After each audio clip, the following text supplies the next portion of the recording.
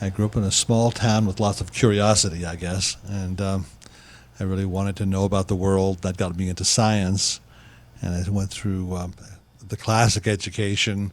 I went to MIT for a physics degree, undergraduate, and I thought that would answer all my questions. It didn't, and so I went to Princeton University for my Ph.D. in physics, and I learned more physics and sort of the best teachers, the best theories. I still felt like something was missing, but I did a postdoc at Cornell. I helped teach at both Princeton and Cornell, and then I worked in the defense department after that and other areas of defense consulting. But I kept trying to figure out something. It seemed to me that our present physics did not really fully explain all the things that are out there. And in the mid-'80s, I came across something that didn't fit my education.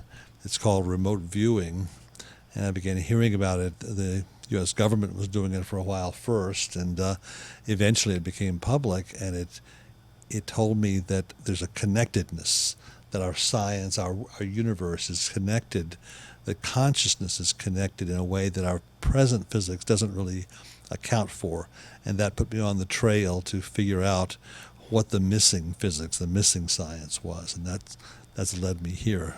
This is my second book. Is Life Force here. It's this big thing, 2 inches thick, and it has a couple thousand references, and it has Mr. Trivedi's work in here too. It's extraordinary, but the book really tries to understand consciousness, which is a force that is supposed to be in our physics.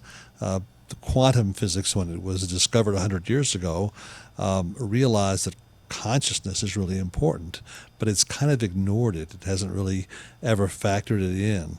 And now with very powerful people like Mr. Trivedi, and we're starting to see effects that say consciousness needs to be part of our science. So to me, that's the frontier, and that's part of my excitement. I knew Professor Rustam Roy, who's a full professor at Penn State University, hundreds and hundreds of papers, very eminent, created a department over there, and he told me about Mr. Trivedi in about 2009 or 2010, about 5 years ago, and he gave me some of the papers, some of the research that they'd been doing, very, very impressive, and that got my curiosity up because Mr. Trivedi is interested in promoting the science and helping understand how these things are possible, and that's what I was trying to do too. So this was very, very exciting to have someone of his caliber who can do these things. So that got my interest in all the work he's been doing.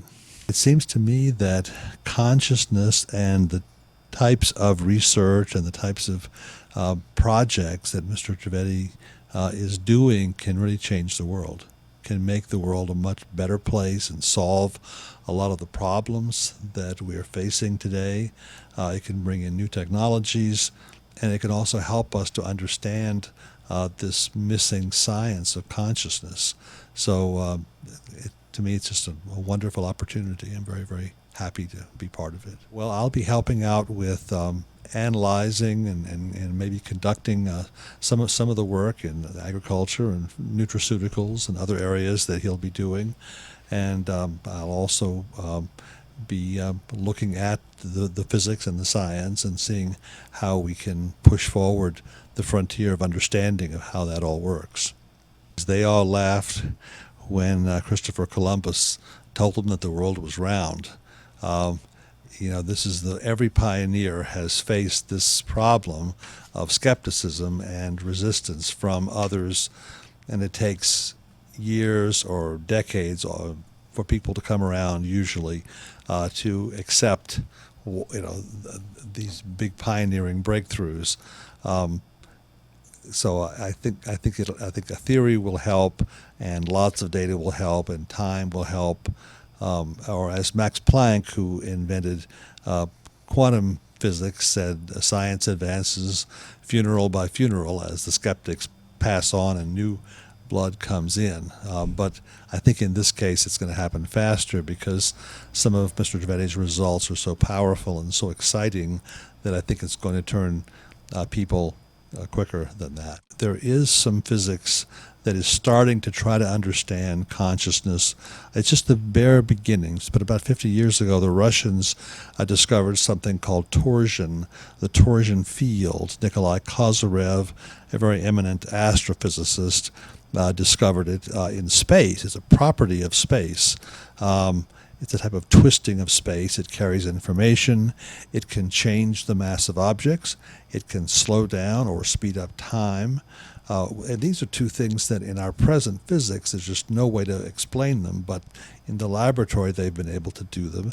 And Mr. Trivedi has accomplished a similar thing. So in many ways, his things go further than what the Russians have done, but they're similar directions. So I think it's a clue that it's a similar kind of force. So to me, this might be the beginnings of a physics of consciousness. I think this might be a way to start to understand how objects, chemicals, people, consciousness can be affected at a distance. I believe that right now our world, first of all, is in great need for some changes and some improvements. We have problems, and to me, consciousness, the discovery of the power of human consciousness, is a potential revolution. When we all shift from this kind of robotic, unthinking lifestyle that most of us grow up with today, to understand how powerful our consciousness can be